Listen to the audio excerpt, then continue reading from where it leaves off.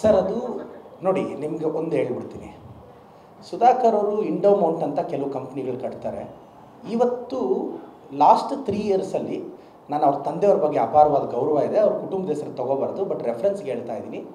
ಅವ್ರ ತಂದೆ ಹೆಸರಲ್ಲಿ, ಬಾಮೈದ ಹೆಸರಲ್ಲಿ 100 ಎಕರೆ ರಿಜಿಸ್ಟರ್ ಆಗಿದೆ. ತಂದೆ ಹೆಸರಲ್ಲಿ, ಬಾಮೈದ ಹೆಸರಲ್ಲಿ 100 ಎಕರೆ ಚಿಕ್ಕಬಳ್ಳಾಪುರದಲ್ಲೇ. ನಾನು ಪರ್ಸ್ನಲ್ ಟಾರ್ಗೆಟ್ಗೆ ಹೋಗಬಾರ್ದು ರಾಜಕೀಯದಲ್ಲಿ ಅನ್ನೋ ಕಾರಣಕ್ಕೆ ಅದನ್ನು ಟಚ್ ಮಾಡಿಲ್ಲ. ಅವ್ರ ತಂದೆ ಅವ್ರ ಬಾಮೈದ ಹೆಸರಲ್ಲಿ 106 ಕೋಟಿ ಮಾಡಿದ್ದಾರೆ, ಕಂಪ್ನಿಗಳು ಫ್ಲೋಟ್ ಮಾಡಿದ್ದಾರೆ. ಅವ್ರಿಗೆ ನಾನು 5 ವರ್ಷದಿಂದನೂ ಹೇಳಿದ್ದೆ, ಅವ್ರು foreign exchange regulation act, FERA regulation ಆ್ಯಕ್ಟ್ನ ವೈಲೇಟ್ ಮಾಡಿದ್ರು ಅಂತ. ಶ್ರೀಲಂಕಾದಲ್ಲಿ ಅವ್ರದ್ದು ಪ್ರಾಪರ್ಟೀಸ್ ಇದೆ.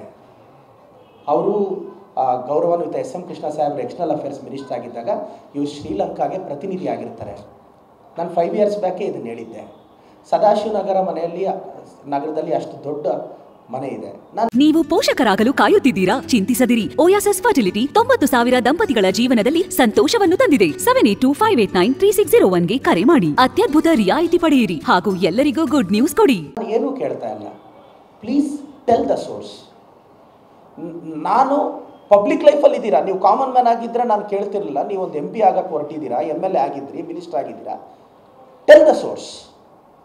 ಸೋರ್ಸ್ ಹೇಳ್ಬಿಡಿ, ಮೀಡಿಯಾ ಮುಂದೆ ಹೇಳಿ. ನಾನು ಯಾರಿಗೂ ಹೇಳಲ್ಲ ಹಂಗೂ ಹಿಂಗೂ ಅಂದರೆ.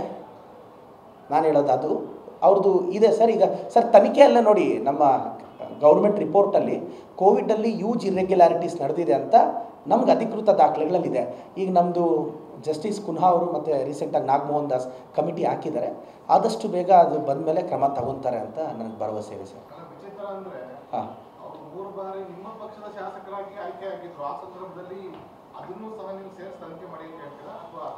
ಒಂದು ವೇಳೆ ಅವರು ನಿಮ್ಮ ಪಕ್ಷದ ಶಾಸಕರಾಗಿದ್ದ ಸಂದರ್ಭದಲ್ಲಿ ಮಾಡೋಂಥ ಅಕ್ರಮ ಮಾಡಿದರೆ ನಿಮ್ಮ ಪಕ್ಷ ಸರ್ಕಾರಕ್ಕೂ ಅದು ಕ್ರೆಡಿಟ್ ಸರ್ ಇಲ್ಲ ನೋಡಿ. ಅವರು 2013 to 18 ಒಂದು ಸಲ ಕಂಟೆಸ್ಟ್ ಮಾಡಿದ್ರು, ಕಾಂಗ್ರೆಸ್ ಸಿಂಬಲಲ್ಲಿ ಗೆದ್ದರು.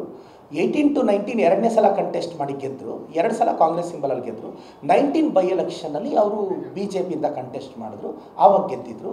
ನಾವು ಅವರ ಭ್ರಷ್ಟಾಚಾರದ ಆರೋಪ ಎಲ್ಲ ಮಾಡ್ತಿರೋದು ಅವರು ಮೆಡಿಕಲ್ ಮಿನಿಸ್ಟರ್ ಆದಾಗ 3 ಇಯರ್ಸ್ ಸ್ಪ್ಯಾನ್ದು ಅಲ್ಲೂ ಮಾಡಲಿ ಸರ್. ನಾನು ಹೇಳೋದು, ಭ್ರಷ್ಟಾಚಾರ ಮಾಡಿದರೆ ನಮ್ಮ ಪಕ್ಷ ಭ್ರಷ್ಟಾಚಾರವನ್ನು ಸಹಿಸಲ್ಲ.